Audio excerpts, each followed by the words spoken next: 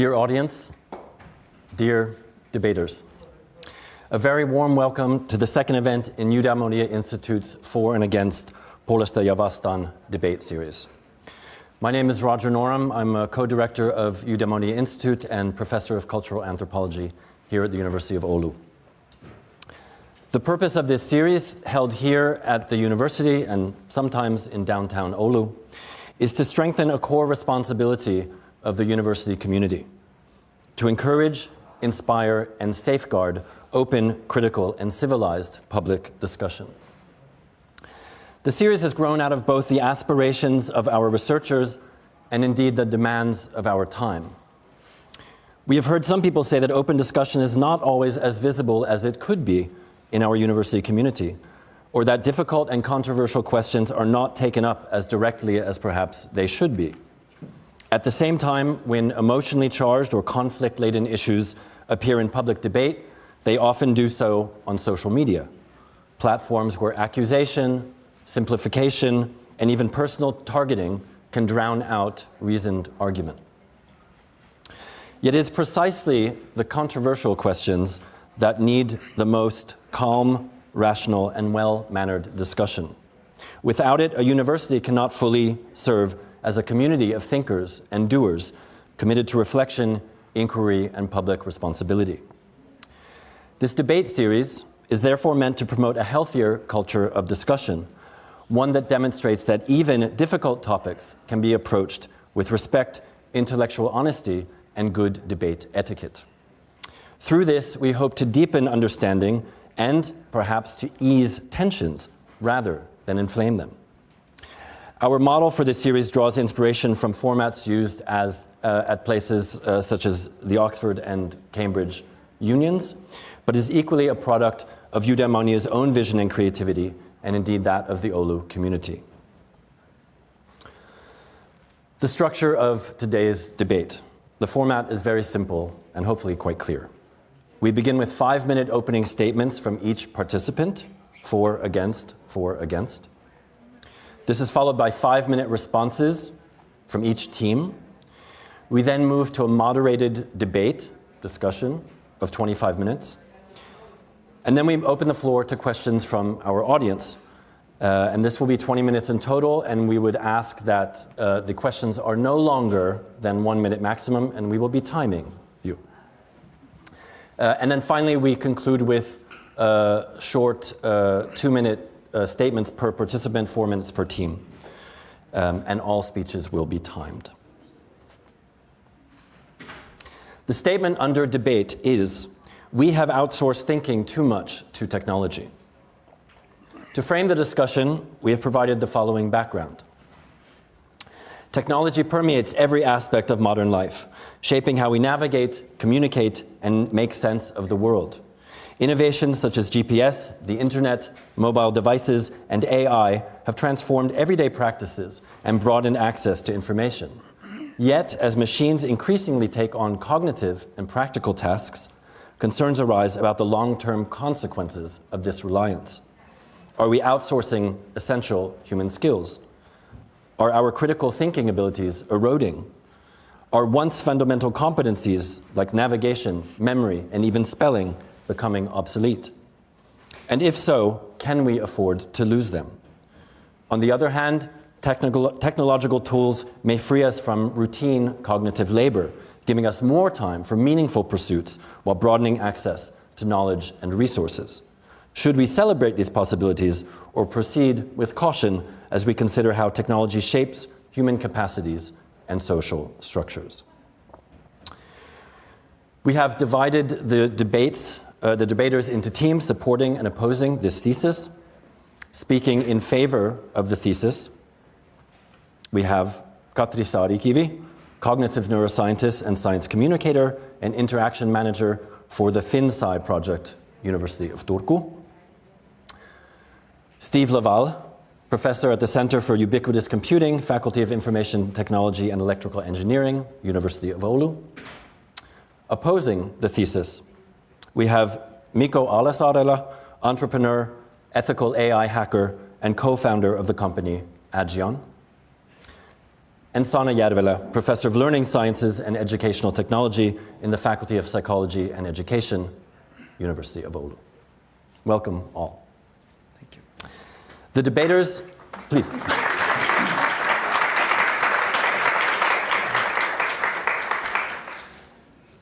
The debaters are free to choose the arguments and perspectives that they find the most compelling.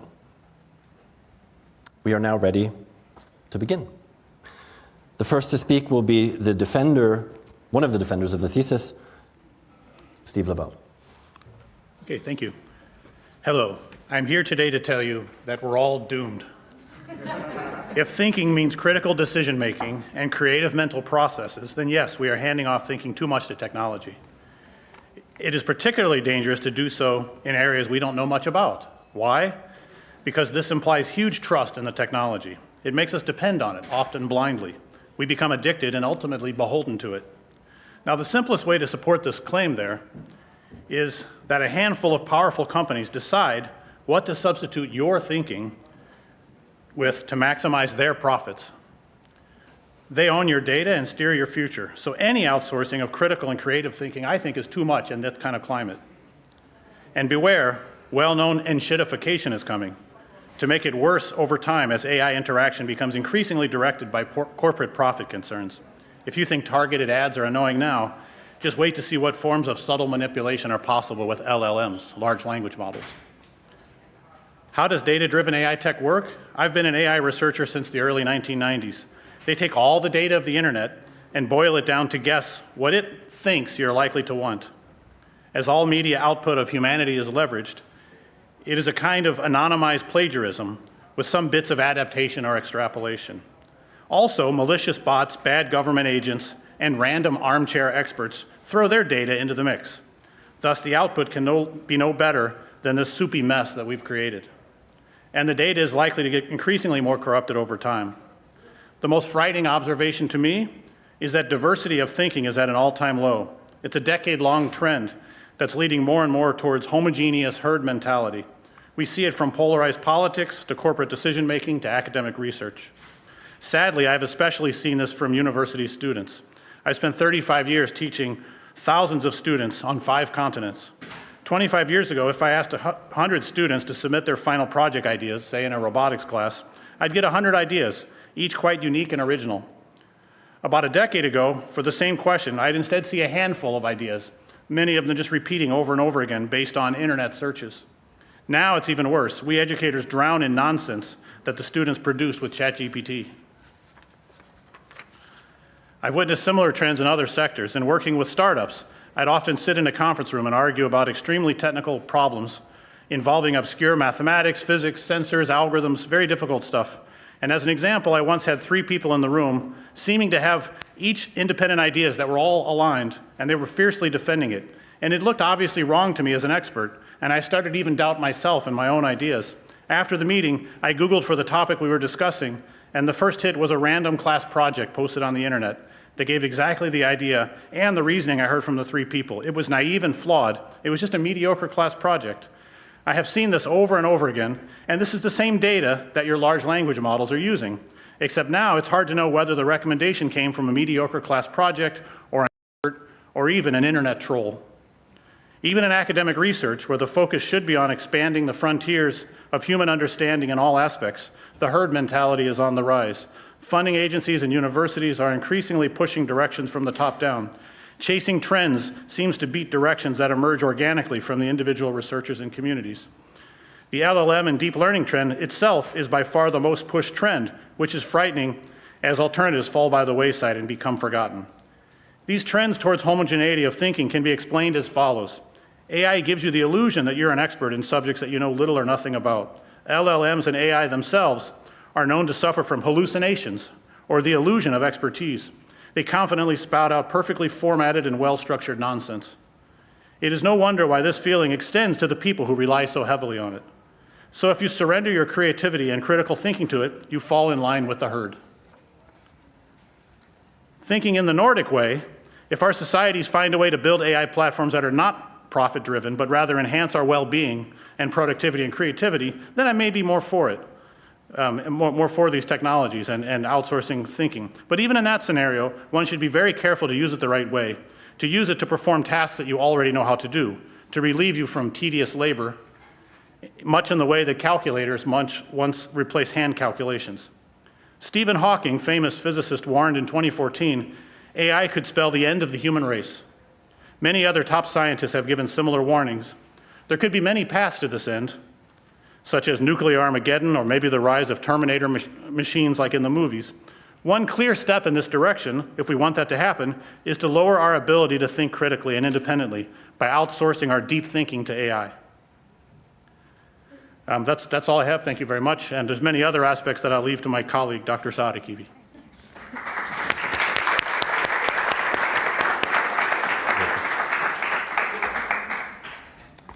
Mikko. Thanks, Steve. Ladies and gentlemen, I want to start with a quote about the dangerous new technology that is destroying our minds. A prominent philosopher warned that this invention would, quote, implant forgetfulness in our souls. He claimed that because of this tool, people would cease to exercise their memory and become reliant on external marks. They would have the appearance of wisdom without the reality. That philosopher was Socrates, and the dangerous technology he was terrified of was writing. Socrates was wrong. Writing didn't destroy human thought, it scaled it. It allowed us to offload the storage of facts so we could focus on the processing of ideas. Today, my opponents are making the exact same mistake Socrates made 2,000 years ago. They are looking at our smartphones and AI assistants and calling it outsourcing. I am here to argue that we are not outsourcing our thinking, we are upgrading it. My first point relies on what cognitive scientists Andy Clark and David Chalmers call the extended mind thesis. The human brain has a hard biological limit, working memory. We can only hold about 4 to 7 distinct items in our minds at once. That is our bottleneck. When you use a calculator or GPS or a search engine, you aren't stopping the thinking process. You are engaging in cognitive offloading. You are offloading the low-value computational drudgery to a machine to free up your limited working memory for high-value reasoning. If an architect uses CAD software instead of drawing every line by hand, have they stopped thinking? No, they have freed their mind to focus on structure, aesthetics, and physics. We are not lazy for using these tools, we are efficient. We are trading the work of the bricklayer for the work of the architect. Second, we must address the fear that we don't know anything anymore because we just Google it.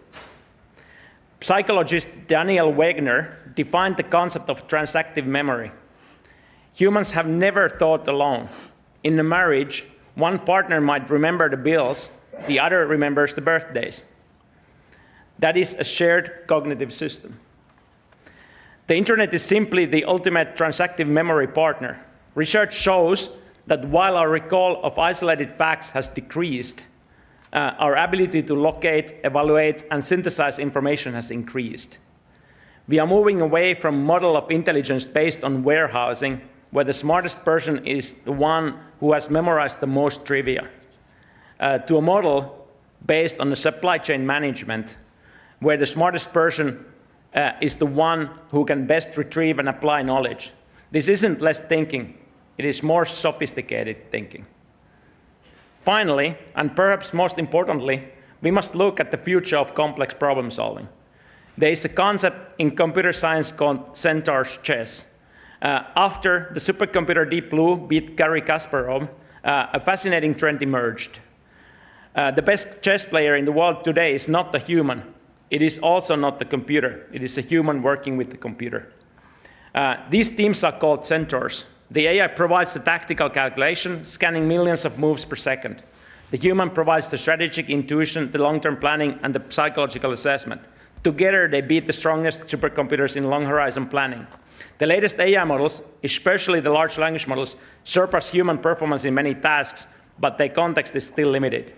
This is the strongest argument against the motion. We face problems today, climate change, pandemics, economic instability, that are too complex for a biological brain to solve alone. By integrating AI to our thinking, we combine human judgment with machine precision. We aren't outsourcing the solution, we are partnering to find it. We remain the pilots, the technology is the navigation system. So ask yourselves, is the goal of humanity to be good at rote memorization? Or is the goal to solve problems, create art, and discover truth? We are not outsourcing our thinking, we are evolving it. We are shedding the limitations of our biology to embrace the potential of our technology. And for that reason, I believe we are not outsourcing too much of our thinking to technology. Thank you.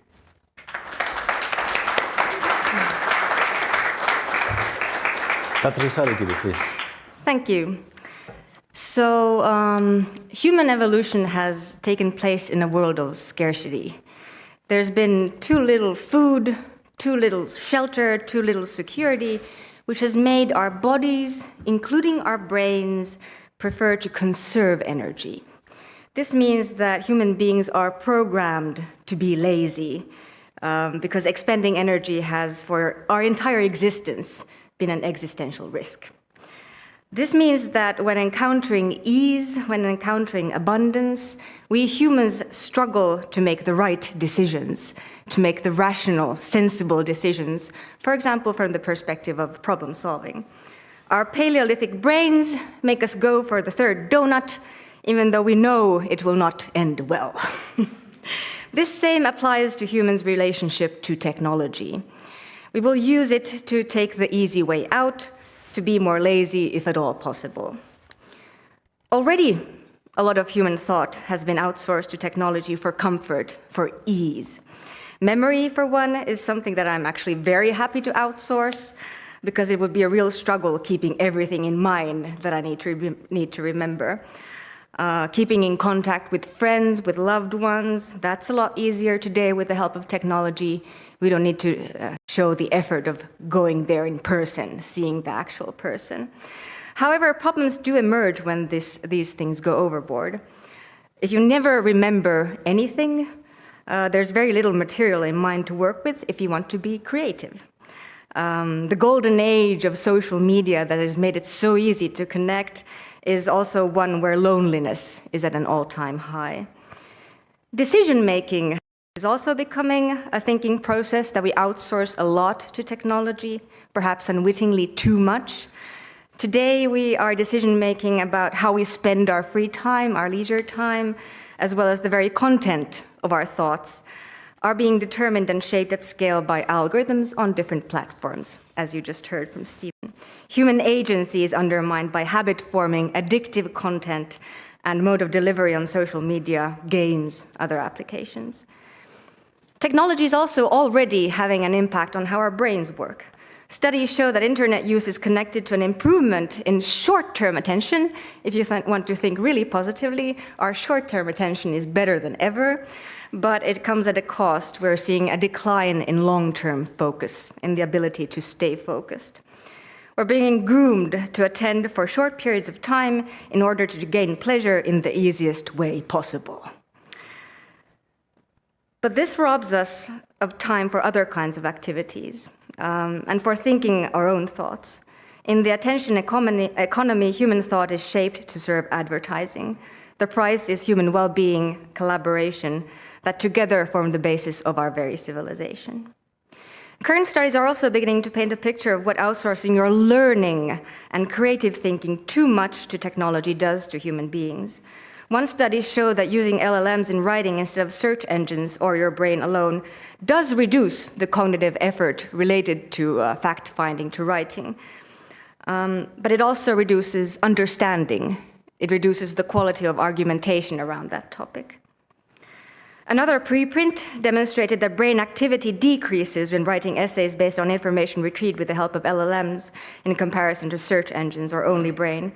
The same preprint claimed that out of those who wrote their essays with the help of LLMs, 83.3% could not cite their own texts.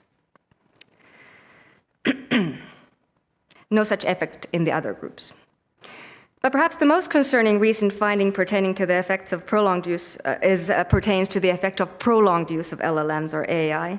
In one study, those who reported experiencing outright dependency on LLMs, on AI, reduced also a clear decline in critical thinking, in creative thinking, in the ability to learn by themselves. Use of LLMs has also been shown to have effects even after use. So if you use an LLM for writing, your own creative output and argumentation declines, even if you stop using the technology.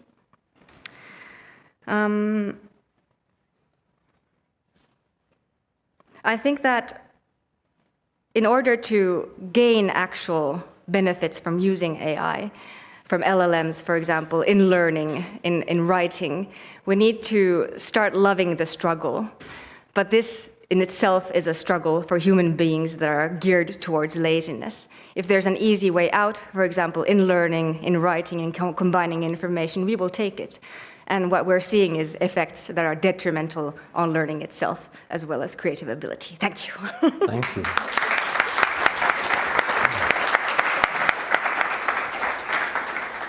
And against Sanna Järvelä.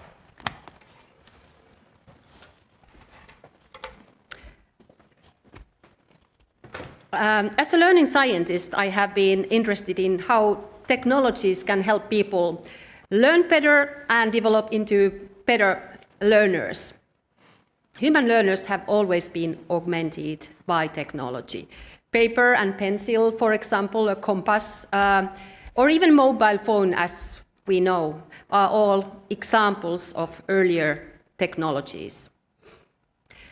This augmentation is necessary because our human cognitive capacities, such as memory, as Katri also pointed out, is inherently very limited. That is why we need external resources to extend our cognition and thinking, and to outsource certain parts of these processes to technology. Our current technology is data and AI. I have three major claims for outsourcing thinking to technology. My first claim is that intelligence is not anymore in humans, nor in machines. New intelligence is hybrid intelligence. Hybrid intelligence combines the strengths of us, humans, and machines, strengths of humans and strengths of machines, to learn from and reinforce each other. This is very different than old technology or old AI, which is designed to operate independently and perform tasks typically required by humans. My second claim is that the solution is not to neglect or compete with AI and technology, but to collaborate with it. Because currently we see many risks for humans, especially for human learners, caused by the over-reliance on AI, as we just heard. We know that this can lead to neglect of important human skills and even contribute to skill erosion. We learning scientists are worried about an illusion of learning, which may arise as students increasingly work, for example, with ChatGPT. Our own research results tells about learners' laziness in cognition and metacognition. Yes, that's true. Therefore, we need the right balance in what we outsource. And the balance is achieved through AI-empowered human skills. Our solution is that learners must develop self-regulated learning skills to maintain cognitive and metacognitive autonomy in an AI-driven world. Self-regulated learning skills are very core human skills that help learners effectively adapt in their learning. And the good thing is that these skills can continuously evolve and develop further together with AI. My third claim is that humans need technologies more than ever. We stand at a pivotal moment where technology development, global challenges, and societal readiness align. There is no way to educate enough teachers and build schools to meet the rapidly growing educational needs. We need AI to complement teachers' work. For example, the global population increases about 200,000 people each day. And the estimation is that today 200 million children worldwide live in high-intensity conflict zones. We face enormous pressure to scale education in an equitable, effective, and sustainable way to keep societies civilized. Also, one more thing. The global world is aging. Technologies and AI are needed for the massive reskilling and upskilling required in all areas of life. So my strong claim is that humans need technology to outsource parts of their thinking. But technology and AI will not replace humans. But humans who use AI will replace those who don't use it. Thank you.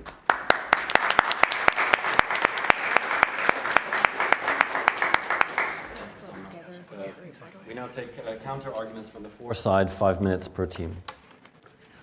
Okay, shall we start with Mikko? Yeah, feel free. Oh, we're good.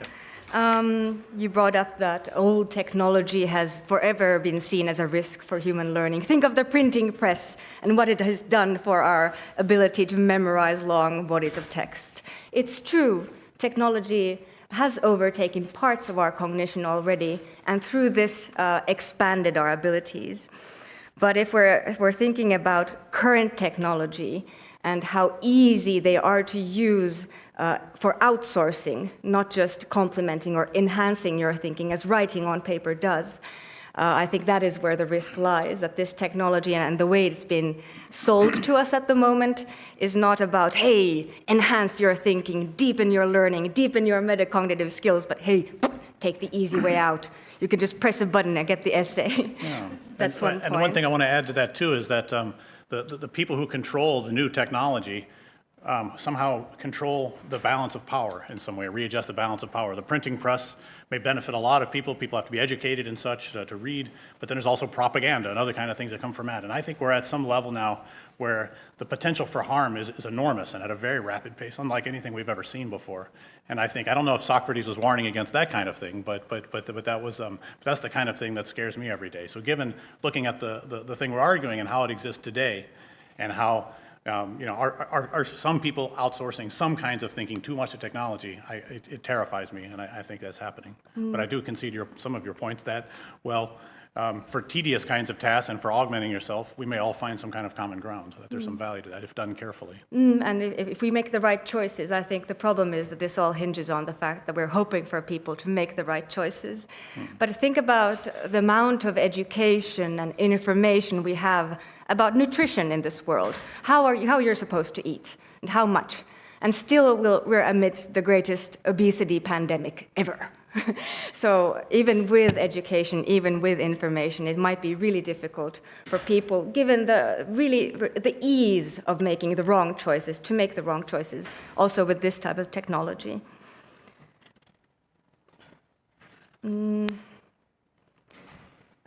About pencil and paper.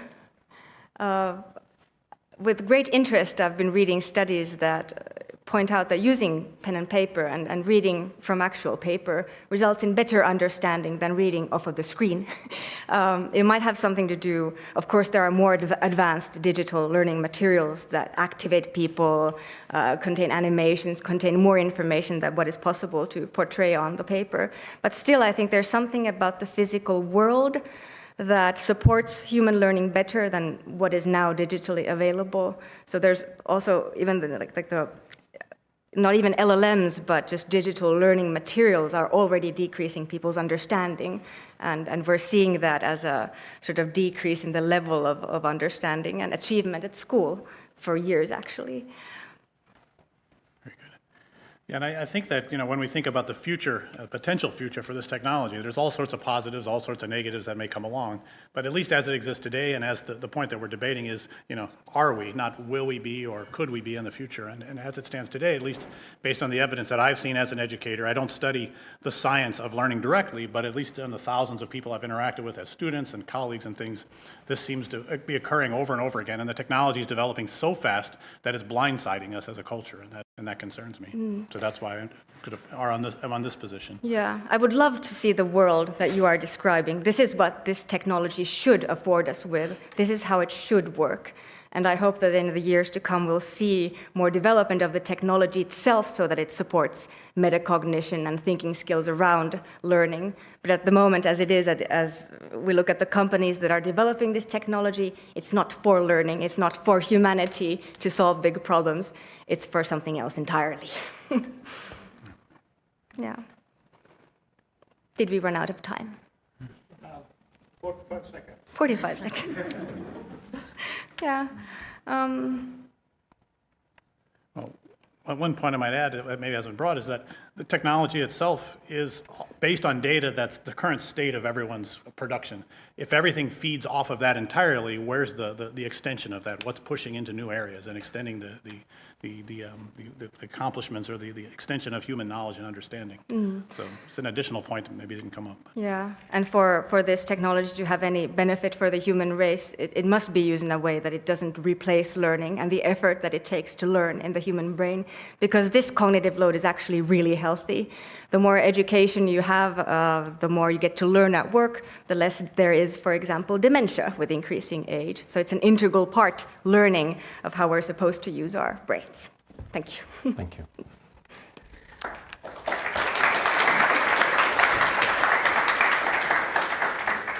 Yeah, so thank you for bringing up the important topic of distractions that people are facing with all this like manipulation going online with this social media algorithms and and also this like providing people the easy path out in every situation. I look at this from the other side. Like I'm one of the leading experts in algorithmic influence.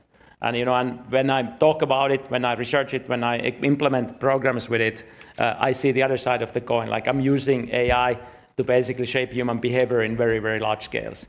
So I've been doing a bunch of experiments with shaping human behavior in millions, and moving millions of people's behavior with algorithmic models is very fascinating topic in itself. I've done it also in Finland together in collaboration with YLE, for example, in 2019. And this means that yes, our minds are weak, our minds are weak, and and we are easy to manipulate. I can even say that a lot of people may turn into zombies like very easily with algorithmic manipulation. But the other side of the coin is that if we have good intentions behind it, and we have good intentions with people empowered by these algorithmic models, we can elevate our intelligence and we can actually use these same algorithms for good. And that's what I've been working on for the past 15 years on my work. And so I see the optimistic side of this as well. So yes, if we turn these like Nordic values and turn them into this like enhanced intelligent models combined with this human cognition, like we actually have a hopeful future ahead of us. Despite of the current sad reality that a lot of the thinking has been offloaded in the wrong way to technology. Okay. I wonder what kind of technology you are thinking, Katri and Steve.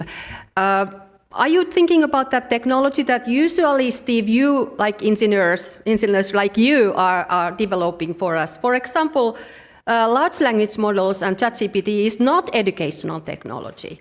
And I'm not happy with that. And there are several kind of technologies which I'm definitely not happy at all in outsourcing something to humans. And that's exactly why we have to be very active to participate on developing, discussing, working together to make these technologies better integrating, collaborating with us humans. And that is very early, still too early. And that's why you give this kind of arguments, because you are referring to these kind of old technologies.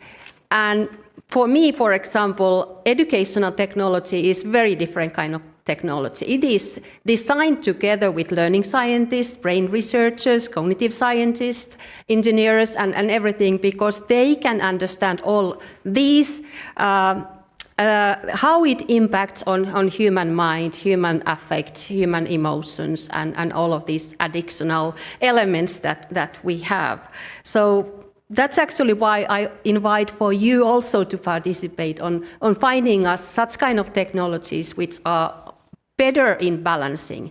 But another side is that where we are working hard, Katri, you pointed out to the metacognition. Yes, we are working currently. We have some kind of solutions that we can use. We can collect much more information about human learners than we used to do 10 years ago. And this information can be used for AI to find your problems in learning and find those events where the technology can point out that, hey, have you been thinking this? Or should you think about your goals, not give answers? So AI is very efficient if it's designed according to the learning theories and for educational purposes, help exactly on that skill level, not in knowledge level. And when it helps in skill level, then we are really augmenting these children and adults in their lives, in their decision, in their creativity, in their problem solving. Okay, thank you.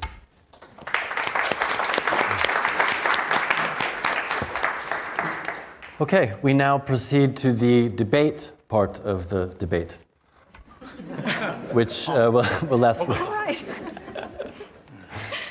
And the floor is open to any of our debaters to begin. Yeah. Haha, Mikko, you said. Haha, isn't that an excellent argument? You said that yes, this offloading does happen in a bad way. And I think that's the kind of problem with this argument, is that are people currently outsourcing too much of their thinking to technology? Well, yeah. But I think, of course, we're all interested in the future. So what is to come? Will it always be so? Will it undermine human agency, human learning, human health? We don't want it to, and these things need to happen. But currently, if we're looking at the situations, LLMs may not be edutech, but they are certainly used in academia a lot, in education a lot by people. There is no access to these better tools that might support metacognition, for example. And I do recall there was one study where people had to do tasks for creative thinking, and they used two types of chatbots. I do LLMs, I do concede that. But the other one tried to scaffold, didn't give the answers to the creative thinking tasks, but I tried to scaffold creative thinking. Oh, have you thought of this and that? Or this is how you might approach this situation. But even then, the results were really poor. So there's something that you probably do understand more deeply than the regular person about how to interact, how to truly collaborate with technology to gain the benefits that are needed for learning. And this requires, as I said before, people to sort of enjoy the struggle of learning, because it does take effort. How to kind of make that more appealing with the help of LLMs or other type of education technology. Is it back and forth? It's back and forth. In March this year, there was an article in Helsingin Sanomat about my agents that were used for basically enhancing ideas. I called it the generative adversarial idea testing. So I created two agents, AI agents, that were debating with each other, like if the idea was good, and then trying to enhance the idea. So I threw them on one idea, and then the idea got better over this debate. And at the end of the day, the goal of this idea debate was that the judge agent that was basically judging this genius agent coming up with the ideas would pass the idea as a good idea. And this is the way like how I took like an idea and elevated it with AI to the completely next level. And by being able to follow the process of conversation of the AI, I could see the process how I could improve my own thinking. And I saw that as a path for elevating human thinking through the process of AI, debating those ideas that you have. So yes, we can use it to enhance our intelligence, simply through this procedural like methods, but it can be also used the other way around. So I see it like more like from the perspective that those distractions cannot be the only way that we leverage the technology. We have to find these ways of spreading the ideas on the society that you can use the AI to enhance your thinking. And that's how we start solving the big problems in the world. One quick question. Did looking at these LLMs come up with ideas and improve them? Has it transferred to your own life somehow? How do you notice that it has improved your creative ability? Yes. I can measure my productivity based on multiple different metrics. And during the past year, my productivity has gone up almost 50 times. So I can do now the work of about 40 to 50 people with my AI agent farms. And this is very, very significant leap in productivity in a very short period of time. So these levels of leaps that are being done is completely unprecedented, and it's completely scary also from my own perspective. Like I see what is coming upon the whole society through my own work currently. But also like this was only possible because of this like added intelligence that came from the ability of doing coordinated intelligence. Like in my case, it means that you have coordinator agents that are managing like big farms of other agents that are getting things done, and I'm elevating my work to being able to coordinate the coordinators. So it's kind of like lifting the thought process to the higher strategic levels. Yeah, a lot of questions come to mind on how to actually measure productivity or creativity in the wild. Of course, in software development, it's easy to measure because you can measure it with the lines of production. Yeah, but in any case, I would rather hear about studies rather than anecdotes on the topic. Yeah, I'd like to say something about that. So if you have a room full of actual experienced software engineers versus a room full of 100 bot agents that write code, they'll write a lot of lines of code.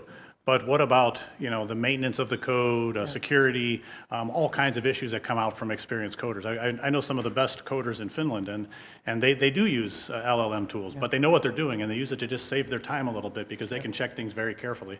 But if you have agents just off writing code, which might be mostly stealing code and just repackaging it a bit, because I think there's an underlying plagiarism under everything that's going on here in some ways. So it makes me really feel like it might look like a good thing in the short term, but eventually you get burned by it from your 20 million lines of code that your virtual team wrote that has different kinds of bugs and holes and security leaks and things like that, and becomes difficult to maintain and understand. That's my fear. But globally, 30% of the code was developed by agents in April, 42% by October. I think it's going to be 90% by next year. So that is a completely irreversible progress that we are already facing here. So no matter what the arguments are, like that's going to be the case. You both pointed out those several research, which actually we can read every day on anywhere, because people are publishing like a crazy this fast science that because of AI, for example. But if we think about the phenomena when AI has really, or especially this large language model, what we really love to talk here, it has been about 2 years or even more, a bit more than we have had this phenomena with us. We cannot understand the phenomena yet. We can get these immediate results, what we also find, this cognitive laziness and metacognitive risks and so on. Very, very important, alarming effects. But how we can use and how we can integrate human understanding and collaboration with humans, and especially those human unique competencies together with those competencies which AI has, is very, very early. And for critical question for me is actually to ask not performance as such, but the question that do you want to perform or do you want to learn? If you want to perform fast, and easy, yes, use AI as such. But if you want to learn, that does not happen if you interact with ChatGPT, for example. And how do you take this technology impact to augment especially this learning area, spurring these important, unique human processes? That's the way to go, and continue developing these powerful resources, what we have of these LLMs and what we are currently working and developing. Virtual reality is going to be one of those as well. I think you make an interesting point about learning versus performance. So do you view learning as a kind of amortized cost that it might eventually yield better performance overall in the long term, or is that a way to look at it? Because that's what we sort of try to believe in universities, I suppose, that there's some benefit to doing a bunch of learning first, because ultimately you'll perform better. Is that the right way to look at it, or it's off topic a bit maybe? I think that's a really interesting distinction, and it brings to mind this study that showed that overuse of LLMs results in an increase of inert knowledge in the mind, so dead knowledge. So you just remember things, but you don't really understand it. It has no impact on you. So I think we really need to increase individuals' understanding of what learning actually is, and why it's so fantastic, and why it's the best thing it's the way to live in this world. Learning is actually really automatic. It's something our brains do all the time. We model the environment, make predictions based on these models, and then correct the models if they're wrong, if we get an error response of some kind. So we can't stop learning, but then learning on these kind of larger topics, combining information, creating new information, for example, in research, I think just allowing machines to do that for us is a tremendous loss. And I think that is the real danger. And if you look at how people use other technologies than LLMs, I think we're really focusing on LLMs, and there's other educational technology that works, obviously. But if you look at how people interact with technology, it's not, we don't make the right choices. We don't consider these lofty ideas that we can consider here at university. We all know the old joke about, we all have this wonderful machine with access to all the knowledge in the world. And what do we use it for? Watching cat videos, arguing with each other online. That is the mass of use for this technology. It's appalling somehow, isn't this? Can't we strive for something better? So I think there needs to be a lot of engagement, discussion about what we want to be as a human species, how we want to use our brains, our minds during our lives, in conjunction or in collaboration with this really intelligent technology. Is a life worth living if we never learn anything? What is the essence of why we're here? I think this brings up really important questions on learning itself. Anything to add? What she said. Oh, one more point. Yesterday, I got a 100-point score for my sleep. My technology told me that I've slept excellently for the first time since I had my baby a little over a year ago. And then I'm just wondering, it is something that might improve my metacognition. And actually, I have a lot of sleep data from 2015 or something. But has it actually transferred? I think the question of transfer is super interesting in learning. How much of the knowledge that we accumulate at university actually transfers to real life?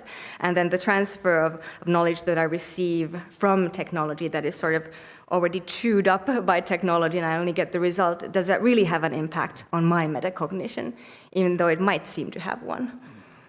Still, I don't know how I slept until I look at the thing. So that's where my metacognition on sleep is now. It's totally dependent on the totally outsourced. It depends on your metacognitive beliefs. Right. What are those? Those actually which you translate your metacognitive awareness for skills and competencies. That what are your beliefs and experiences, and how do you know that something new makes you stronger and you can use that? Right. Do you happen to know, just one short question since we have Sanna here. Mm-hmm. Do you happen to know, is metacognition and the ability for self-reflection, how is it distributed in the population? Is it really difficult for some people and really metacognition? Easy? Yeah. Metacognition is one of the most unique human competencies which everybody has, even little children. Young babies. Yeah. But reflection is totally different story. Okay.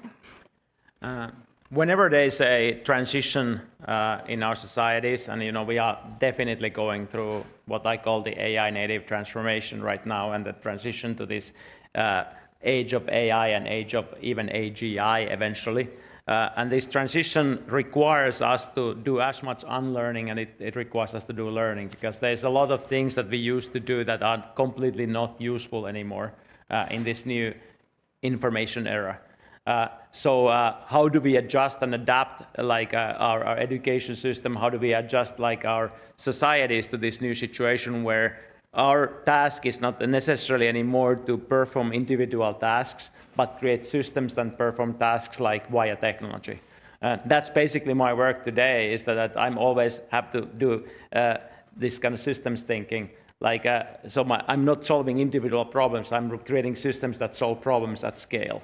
And these conversations that I'm having on the daily work, I realize that they are completely different than they were 15 years ago. So this kind of unlearning to learn new ways. Good example in software development side is that those guys who are the best at what I call the artisan coding, coding by hand, have the hardest time of transforming to this kind of systems level thinking, because they are so proud of their handwork. And I've been having this conversation with multiple people who have that background, and they're saying that it's so hard to let go of the thing that you are the most proud of. But that's the unlearning part of building this new way of thinking that enables this technological enhancement. One thing I wanted to say is that our assigned debate point forced us in some way to have optimists on one side and pessimists on the other. Probably, maybe it's illegal to misbehave a bit, but we may converge on certain kinds of things where we're in agreement. But in spite of that, and if we had other points to debate, like, is it good to rely on technology? Does technology have great potential to assist us in learning and to think better? There's all kinds of great potential for that. So a lot of the discussion could be organized around what can we do as a society, especially Nordic and Finnish society and Oulu society. Well, I know some non-Oulu people here, but we like Oulu. So what can we do in our society to try to steer things in a better direction that's good for our well-being? Something we all care about, but regardless of what side of the debate we're on. I think we all agree that this technology is disruptive and fundamentally alters the way we do all kinds of things. And there's potential for good and bad, but what are we going to do about it? And I've seen enough to be reasonably pessimistic in spite of the great potential. I've seen a lot of bad things. So. I'm usually super optimistic, but let me ask everyone here a question.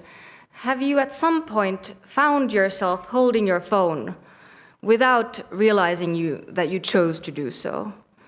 How many? So there's your decision-making outsourced to technology and algorithms. I think that's too much. I think we're being robbed of our free time, the time for our minds to wander. We're being forced to consume this content that's really not good for us in many ways. And I think that's perhaps the best current example of too much outsourcing. People at scale are becoming stressed and burnt out because we have so little time for actual offline, non-stimulated leisure, where your mind can wander, you can find new ideas, where your nervous system can cool down. We're being stimulated all the time because of these algorithms that form habits without us even choosing or giving them the right to do so.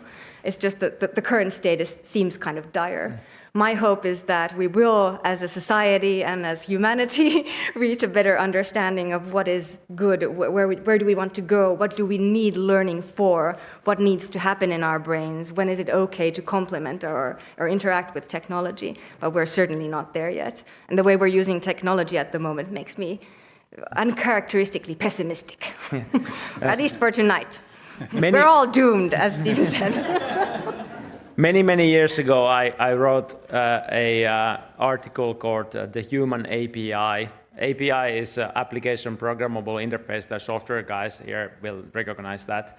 It's an interface through which you can program things. And the smartphone is the human API. It's an interface for technology to make humans behave in specific ways. Like you can program humans to this kind of human behavior.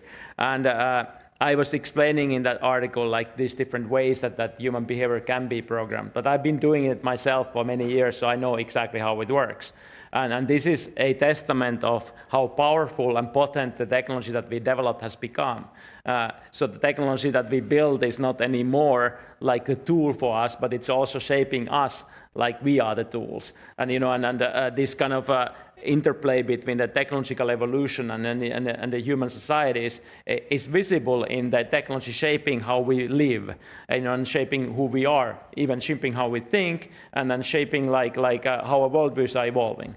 And all of this is because we are going to more and more powerful technological levels with the AI becoming more intelligent, and all the other technologies are getting better. So we have to be mindful of us building this kind of like intellectual atom bomb, that can explode on ourselves, of course, like destroying the whole humanity, and that potential is there. But at the same time, we also have built a technology that can solve all of our problems. So now the question is that which is it? Are we going to use the technology to solve all of our problems or not? And if we are not, that was a choice that we made. And that's why I want us in Nordics to basically be the people who actually use that technology to solve our problems, because we still have some value base left in our society to build that. So that's the important imperative for us. We have to be in charge. We cannot be letting the China and US to lead this and kind of dictate at the same time who we become. I noticed that we have a little bit different agendas here to participate in this discussion, which actually tells about the multidimensionality of this. And Katri approached a very risky area about this addiction area, because I think we all agree that. And my solution for that is that I just go to forest and leave everything, all technologies behind. But I still would like to raise one issue, why we cannot give up all these AI's technologies, large language models and so on, is equality. It's equality in strengthening human skills, equality for making humans strong, and for they contribute, help them to grow for their life, living with technologies and AI. And that's starting already very early in school. We see very not depressive but scaring results, for example, coming from measuring what kind of polarization we already have in children, those who are continuously doing well, have strong learning skills, and those who are getting worse and worse and dropping out of the school. There is no other way than use this potential, what we have in technologies and AI, to try to impact, especially on that skill level.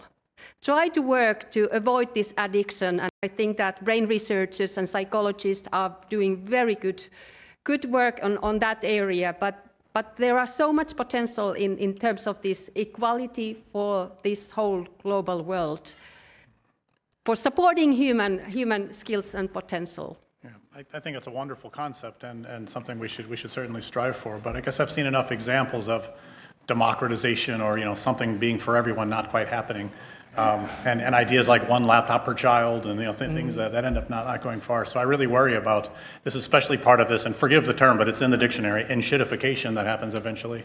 So there will be premium versions for the people who pay more, and even more better versions for the companies that want to manipulate things. So I don't.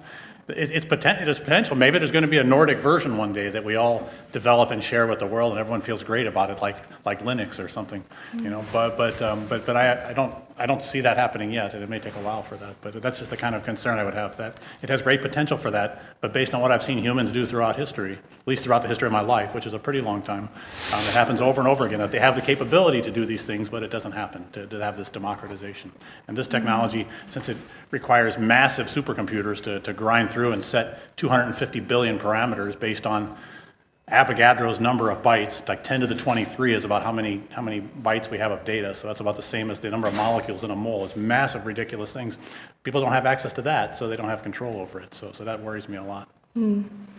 I think words like equality and resting or trusting that people with good intentions will use this technology to manipulate others is quite it's a treacherous road. We have nuclear energy, we also have nuclear bombs. The same technology with people with the wrong intentions will end up in disaster, and that's just a fact. And then, how do you know that you always know what is right? I think that's the question I'd like to ask all politicians. If you establish a system that allows you to influence people heavily, for example, restrict speech, what if the other people, the baddies, get hold of this tech? We can't just, trust that people will have good intentions. We will want equality, because people also have the dark side. We want to compete. We want to see who's better, who leads in world domination of whatnot. So these tendencies also exist. I wholeheartedly agree with what you've said about where we need to go, what needs to happen. And I think what needs to happen is also a discussion of values. You both brought up that the European way, that would be great to, release upon the world this EU AI or something. Sounds horrible, by the way. Let's not do that. I think it was Nordic, wasn't it? EU, Nordic, I don't know. sorry, no. They would just regulate everything to death. They figured out how to make the cap stick on the wall. Yeah. More things will stick to other things. I'm sorry. What was I saying? But we need a discussion of values, because this all pertains to what is good human life. What is a life worth living? How do we want to expend our really limited time on this planet? What is the best combination of human ability and AI to solve the problems that we all feel are important to solve, and to achieve the world that looks like we want it to look like? Yeah, so two of the most important values, there's of course more important values from the Nordics, but two of the most important ones are trust and transparency. And if we induce trust and transparency on AI, both of those two things will eventually lead into AI being better for us. So right now, this American models that are proprietary, that are basically currently in the world, if they switch them into transparent models that we can observe and we can look at like in an open source way, that is going to be a shift towards a more controllable future from our perspective, and less manipulated future, because then you can observe the manipulation that happens inside the model. And also like the trust, if you build mechanisms of trust inside these algorithmic models and the behavior of AI, then you can unleash the AI within those boundaries that you granted that AI with the trust, to a point that it will actually be helpful, and being useful in progressing us. And that's, I think, is something that we inherently have, and we inherently can do better than others. So why don't we just put that in and unleash that intelligence that comes from it, for the positive progressment of the humanity? I love that vision that you have, and one of the things that makes me scared a bit is that Linux gets about 1 or 2% of usage. Yeah. And here in the University of Oulu, I come to Finland, the home of Linux, and I'm forced to use Microsoft garbage for all of my stuff. We're so sorry. So I'm just like, come on, I came to the holy land of open source. Anyway. Okay, thank you both. Very much. We now conclude our debate discussion part of the evening, and we move to the moment that you've all been waiting for, which is to hear the voice of the people. We have a roving microphone, and we also have a very loud bicycle bell. We encourage any and all questions. We ask you to limit them to 1 minute each. And we'll take a question and we'll have an answer. If you want to direct it to a specific debater, please address them. If you want to leave it open, that's fine as well. Please, in the second row. Hey, very nice debate. I have one question for Steve and one question for Katri. For Steve, is it the technology or is it the people behind the technology that we are afraid of? Because if we are not outsource to the technology, can we just to outsource to the people after behind the technology? That's one question. And for Katri, I can handle one question at a time. So sorry. Yeah. I don't know if I understood. Is it okay to outsource? Yeah, so he's talking about like the people behind the technology that is using the technology for wrong causes, basically. Yeah. Right. Yes, yeah. Right. And for what to do about them, or what are we actually afraid of, the people or the technology? Yeah. Oh, I see what you mean. Yes. Yeah. Are we afraid of technology, or are we afraid of people? Yeah. By itself. Yeah, that's right. I guess I'm mostly afraid of the power that the technology gives the people, and so they're intertwined in some delicate way. Yes. Thanks. And for Katri, the question come back to value, but not a belief value, but an actual value. Because we create value rather than learning or performance is only to value. And the question is that, is it because of the system or is it because of the technology? For example, if we require the student to finish one essay or finish one journal article, we can click button and that's done. Because that's a current requirement and own standard. But if we require the student to solve the unsolved problem, can they reinvent something to solve the global warming or something like that? Then they still have to actively think. And they, whatever AI they have to use, they still have to think and working together with AI a lot to solve that problem. So is that the way we roll? Because we are in the transition phase. I love the word about a transition phase because I think that we are a transition phase of society, I guess. And how you think about that? Yeah, probably might be a transition, but currently somehow the outsourcing is going overboard.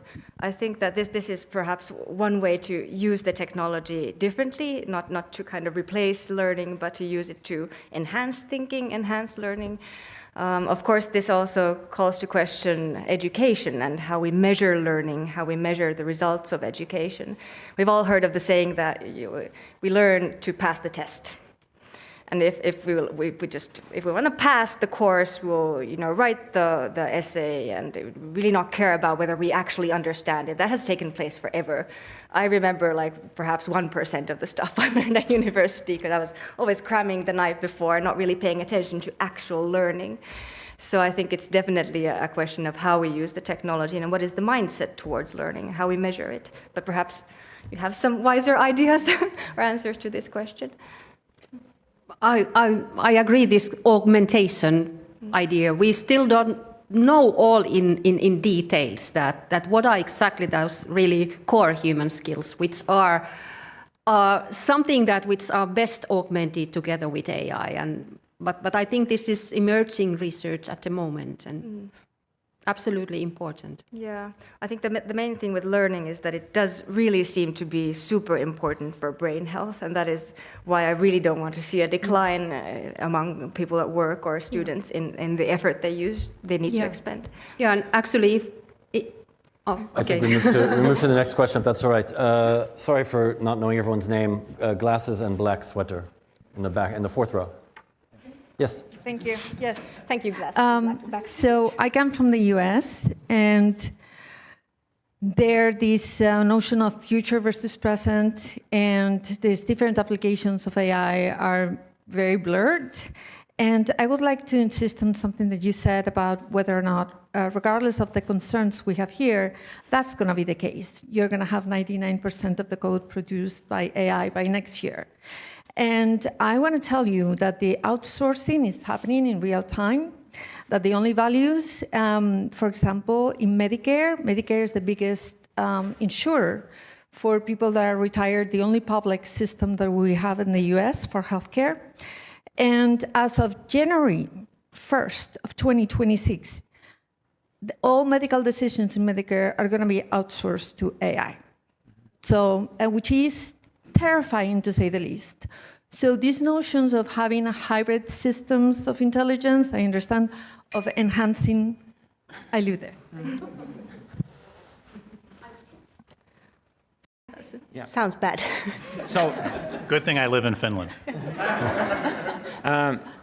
this Friday, I'm going to be giving a presentation at the Parliament of Finland about algorithmic decision-making in the Parliament of Finland.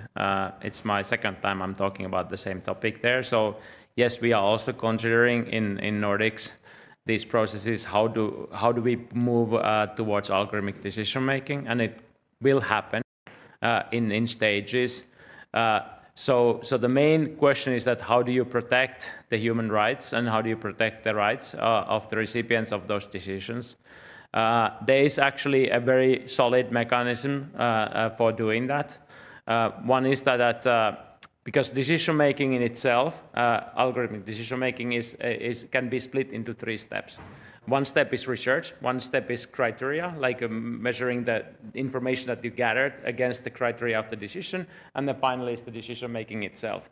The first 2 pieces you can even outsource to technology today, and then just simply focus on having a summary and recommendation for the decision for the human being who then presses the button to make that human decision. So that's the easy way to save about 90 to 95% of all the costs from the public sector decision-making processes. That would be basically the jobs of tens of thousands of public sector employees currently in Finland. I think it's a necessary evil. We have to do it because we don't have the capacity of carrying the current public sector. But also, when it comes to the final step, which is the decision-making itself, you can still create mechanisms of escalating it back to humans. So let's say that 90% of the decisions are routine, and they are basically always the same outcome, independent of the human decision maker. You can actually automate those decisions and then basically send the result to the recipient. Now, in that case, usually if the decision is positive for the recipient, let's say Kela or like the social insurance institution will send money to the recipient. So if it's a positive decision, you will not dispute it. But if there's a negative decision coming from the AI, that can escalate it to human decision makers at that point. So you will always have your rights protected because there will be a human judgment on those decisions. You can also escalate the positive decisions back to humans. If you don't like the result in itself. So those mechanisms can protect your rights in the same way as in the past. Given that we are in this realm. But yeah, this is happening and it's going to happen here as well. Thank you. Okay, another black sweater in the last row. If I can ask you, if you don't want the bell, please keep your question to under 1 minute. Thank you. I just noticed that a minute passes very quickly, so I go straight to the point.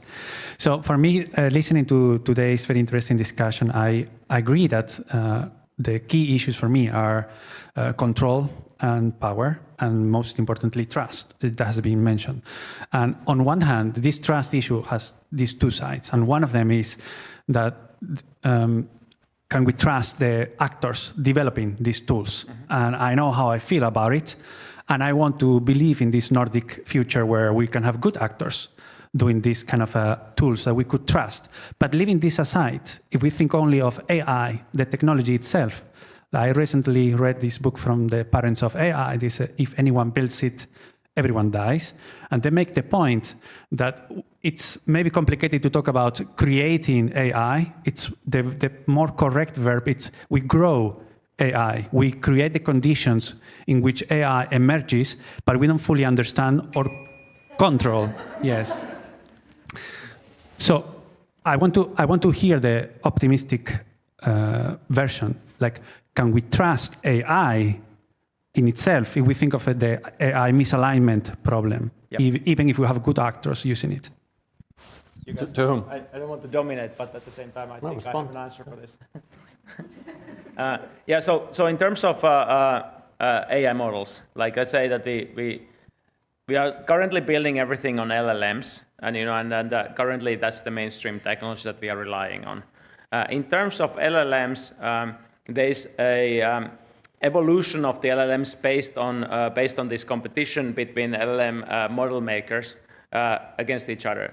The most positive development that is happening within this field is that we have publicly listed metrics for measuring the performance of those LLM models, like the last exam of the humanity, and there's plenty of other like this physics tests and math tests and others.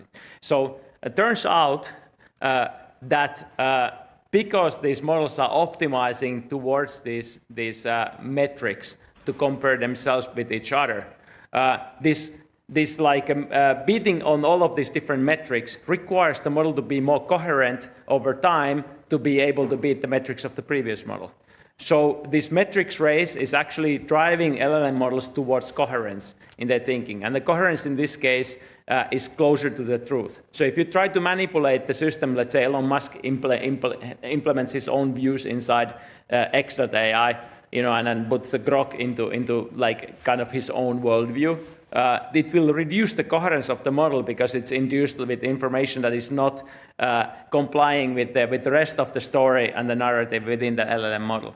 So we have this hope that these metrics and then the comparisons that people are doing with this rankings is pushing the models towards coherence. And if that's the case, like if it cannot be hacked in a way that you can input like all of your worldviews and you can still be coherent, then we are going towards the truth. And I hope that that's the case for the long period of time. And if that's the case, I think that's the positive future that we should look at. Does it make sense? I'm not sure I'm convinced. Yeah. I think coherence and truth may be two separate things.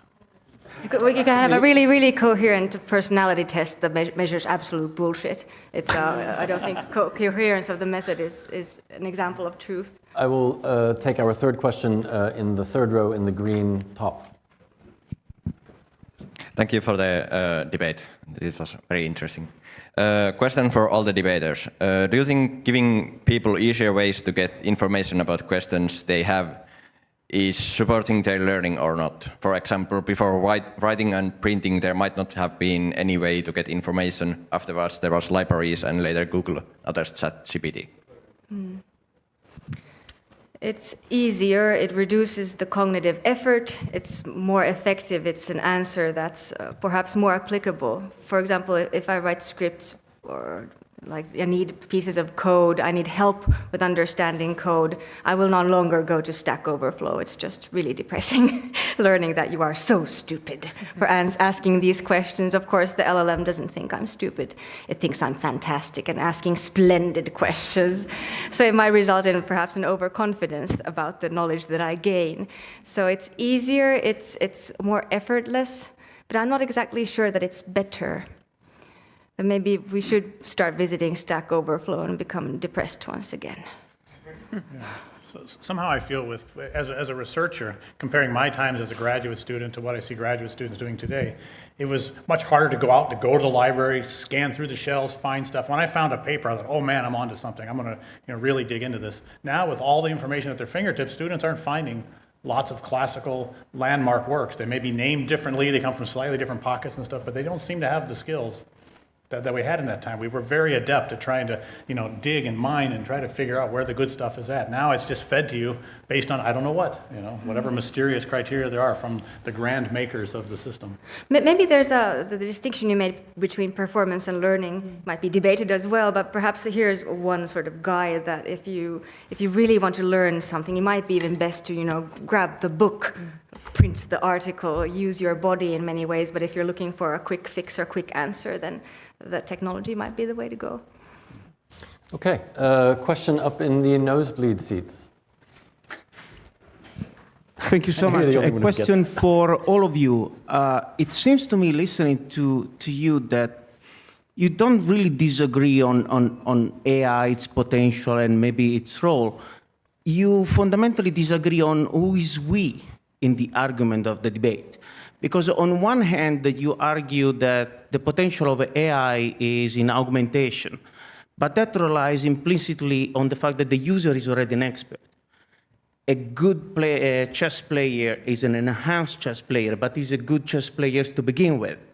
While on the other side, the scary part is, what if I give AI such an enormous potential in the hands of someone that is not equipped to actually evaluate the output of AI itself? So is there perhaps a debate there to be having related to, should we give unfettered access to AI? I know that is very controversial, but now we are measuring the success of AI enterprises based on number of users. So, sponsors? Yeah, that's a very interesting question. Maybe you should be up here as well. I like the point. And on the one hand, you want to make it accessible to everyone. You imagine this kind of democratization, but it's bad for you. It's dangerous, and bad things can go wrong. So I don't know what to say about it, but I recognize your point. I think our team is thinking about we as humanity. It's like everyone. So yeah, that's the easier one. Yeah. I feel that we have a little bit different understanding, or what do we see is learning, because that's really true that the problem is that the high quality learning in these, or actually learning how you learn, how much you learn, does not need any more that efforts it used to be. And this effort, the understanding, the feeling of understanding that you really work and understand and integrate this new knowledge for ideas, it is so powerful and motivating for human learners. And now it disappears. But on the other hand, do we still think that the same kind of idea what we learn, that we just learn new things and we learn to solve problems and things, is this something that we want to keep as a definition of learning, or is this something which should change? And that's why we are talking about these human empowered human skills empowered with AI. And that's not something that we can take back to these old ages when we try to remember things and why we try to learn knowledge, because it's waste of time to learn knowledge, but create knowledge and produce new ideas together with technologies is probably the solution. Question here in the second row.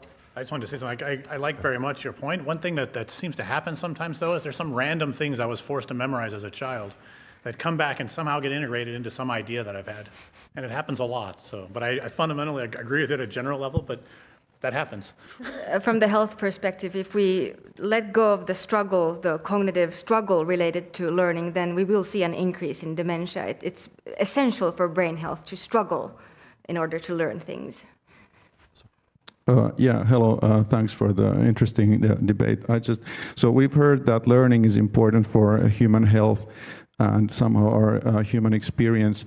And we also touched upon this idea of relationship between learning and productivity. And it was kind of like wild to hear that, for example, your productivity has increased like 40-fold. So I'm wondering what you think about if somehow is the human way of learning going to become a bottleneck at any point going forward? Obviously, you need to kind of look into the crystal ball here, but somehow, like we can, like you said, like we can always make sure that there's a human in the loop, like at the end, like confirming the decisions and so on. But let's imagine that perhaps like some private sector agent has developed to a stage where their kind of effectiveness is like 1,000-fold compared to these kind of systems where there's a human always confirming the decisions. How could we ever make sure that somehow it doesn't kind of explode out uncontrollably? Thank you. Okay, thanks for that question. This comes in the very heart of what I'm working on currently. Currently, the productivity boost that we are looking for whole of our society, I'm discussing with multiple parties, like we need to have a 3x jump in the productivity of whole Finland, including all the public and private sectors, to catch up with the gap that we already left in the past 20 years. But that's completely possible with AI. Like, I mean, if we do it before others, like that jump is just handed to us like on the silver platter. And now the question is that we need to first understand that if we use AI as a tool, then we are confining it to the limits of human. Like, because tool is basically an extension of human, and the human is a limited being here. And now if we want to increase the productivity by a multiple, we need to increase the autonomy of the intelligence that we are using. And now if we go towards this more autonomy, now we come into the second limit, which is that we as humans are unable to monitor or govern like these kind of agents, because these agents are autonomous now. And these autonomous agents have to be governed with code, because that's the only way you can live at the machine speed. So we are basically have to create systems that govern the systemic behavior of non-deterministic technology. And that's a completely new area that I'm super excited about, because this gives us a lot of potential for creating these Nordic values directly into the systems that we are building. So the human as a yardstick loses its meaning entirely in this process. That's the kind of scary thing about it. Isn't it our lives that are in question? Or do we have to kind of is it us that need to match the machine's speed, or shouldn't it sort of come down to our level in some way? I understand your point, obviously, but somehow it sounds scary. How is society structured so that do we benefit from the fruits of their labor, all sharing it in some nice, happy Nordic way, or does it just go to a few lucky people? Yeah, exactly. Okay, thank you very much for your questions. Thank you, debaters. We now move to our last part of the evening, closing remarks. So we will first have the four-side, Steven, Katri. We are outsourcing our thinking too much to technology. What is happening? You had your hand up. Unfortunately, we don't have time, but we will have time after for you to come up and ask any questions to any of the debaters. Sorry. Yeah. So we agree that we are outsourcing our thinking too much to technology. It's seen in our everyday lives currently with, the phone materializing in your hand without you making the decision. We're spending too much time, so we feel with content that really is not good for us. Studies on using LLMs and generative AI for learning and creative tasks show that learning doesn't then actually happen in the human brain. People don't remember what they've written, their argumentation is poor, their understanding of the material is poor. This also extends to even comparisons between screen and paper. Some studies have showed, or actually a body of literature shows, that reading from paper, working with paper, results in better understanding of the material. And why are we learning if not to understand things better, understand the world and ourselves in a richer way? Isn't that the way to live and improve civilization, improve humanity? I think the real danger is if we keep extending or outsourcing our thinking too much, learning especially, to technology. Yep, thank you. Is that 1 minute for both of us? Is that... Oh my! And furthermore, the opposing side has painted an excellent picture of a wonderful future, a utopia of sorts, where we understand the fundamentals of human thought, creativity. We share the same values. We hire only people with good intentions to create this technology that can manipulate us at scale. But trust us, we have good intentions. We know what's best for you. I personally, I see this as a gigantic decline in human agency, in our right to decide for ourselves, to determine what kind of life we want to live. We're already sort of given away parts of our decision-making processes, of our habits to technology. I think we need to make a clear stop and really regain our agency and stop outsourcing our thinking too much to technology. Steve. To continue Katri's point about the value of paper, I'll read a bit. So summarizing the main points, as long as global profit-driven companies are pulling the strings, I recommend at least hesitating to outsource our thinking to their AI tools, particularly for the deepest levels of thinking, such as critical decision-making, creative design, and innovative research. With extreme caution, though, they may be useful for doing tasks you already know how to do, because you can verify the output. Keep in mind that these results produced by LLMs and other AI technology are only as good or even as correct as the data upon which they're built. It's becoming increasingly difficult to see where this data is from, and it has incompetent actors and even evil chatbots and other actors that are adding to it, making it worse all the time. So one of the most dangerous effects is the perceptual illusion of being an expert. So the tech, which itself sounds very confident and expert-like while hallucinating answers, transfers this feeling to its users. It's a very dangerous thing. This ultimately leads to what I've called homogeneous thinking, herd mentality, and polarization, as the most nuanced views that come from a deep understanding evaporate through the reliance on this technology. And I don't have anything else to say. I can say it again, maybe. You can shout it. From the table. We can be efficient with time.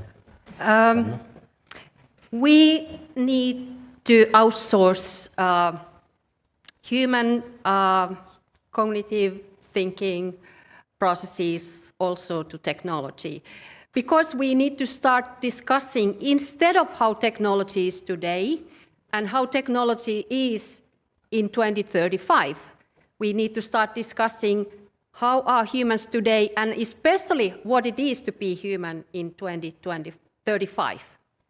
Change the direction. It has been too long technology developers designed way of working and augmenting us. And now once we know more about human learners and have more information about humans, we really see the potential how they can collaborate and create something powerful together. And that's why we need to work for human AI empowered skills to augment humans in future. Final word, Mikko. Yeah. So first of all of the problems that were presented by the debaters here regarding the ills of AI to our thinking are actually humans behind the technology that are creating all of these problems. So the evil corporations, all of this is basically human intentions leveraging technology to cause harms to us. So if we want to really build this like utopian future, we have to start reducing the human these qualities out of this technology and let the technology be the benevolent dictator in that sense that it will basically look at the betterment of the whole rather than the betterment of an individual need. Like Elon Musk will be at the current rate the owner of the whole world. Like, I mean, that's how we are building these societies today, but that's a human society that we build. Like, it's not the technology-built society, it's a human-built society that creates this problem. So if we apply technology in a proper sense and we outsource enough of our thinking to the technology, I think we have a chance of building a more egalitarian, more better society for humans, simply because we understand that our own limits are currently the actual problems that we are facing. Thank you.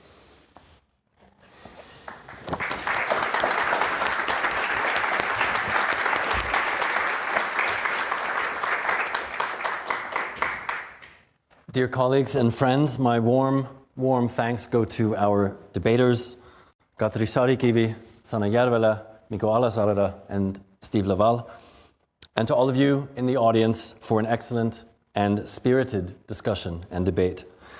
This conversation on this topic will surely continue, and indeed we very much hope that it will. I would also like to thank the many people who have contributed to the planning and running of this event: Eudaimonia Director Joni-Matti Kukkanen, Coordinator Ilkka Lehtenmäki, Eudaimonia researchers and university colleagues Sonja Lutovic, Taina Cook, Kazimir Sandbak, Vili Lehtenmäki, no relation I don't think, and Jan Hermes. The university communications and marketing staff, thank you so much for putting all of this together. To Vimma Services, responsible for filming tonight's debate, as well as thanks to our partner Kaleva. I would like to invite you to join us for our next debate on February 4th of next year, which will be held at a place that is yet to be determined, but might likely be downtown. We will be debating militarization in Finland in Finnish with Noora Kotilainen, Martti Koskeniemi, Teemu Talberg, and Jarno Limnell-Veite. The thesis is Suomi on muuttunut militaristiseksi. Näin. In other words, we will return to questions about how Finnish society has changed politically, culturally, and strategically in recent years, and whether those changes reflect a shift towards militarism or simply pragmatic security policy. So let us continue the conversation, because critical discussion is the lifeblood of a university and indeed a community.